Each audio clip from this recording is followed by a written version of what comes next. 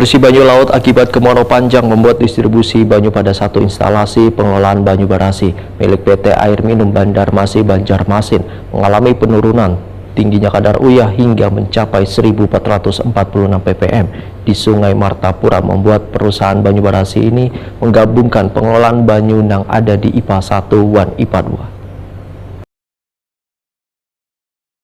Intrusi banyu laut akibat kemarau panjang membuat distribusi banyu pada satu instalasi pengolahan banyu barasi milik PT Air Minum Banjarmasin Banjarmasin mengalami penurunan. Tingginya kadar uyah hingga mencapai 1.446 ppm di Sungai Martapura membuat perusahaan banyu barasi ini menggabungkan pengolahan banyu yang ada di IPA 1 dan IPA 2. Akibatnya berdampak pada penurunan kapasitas olahan banyu yang akan didistribusikan ke pelanggan hingga mencapai 15%. Demikian dipadahkan Senior Manajer Produksi dan Distribusi PT Air Minum Banjarmasin Zulbadi, Wetakoni Prima TV Baisukan Kamis 14 September 2023. Menurut Zulbadi, Waihini rasa banyu yang dialirkan ke warga mengalami perubahan, namun masih berada dalam kondisi normal wan layak gasan dikonsumsi.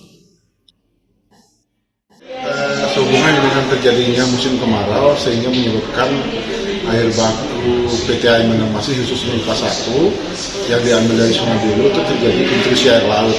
Kadar garamnya tertinggi pada saat ini mencapai 1.446 ppm. Sementara syarat yang diharuskan berdasarkan Permenkes 492 yang dibolehkan untuk distribusi itu sekitar 250 ppm.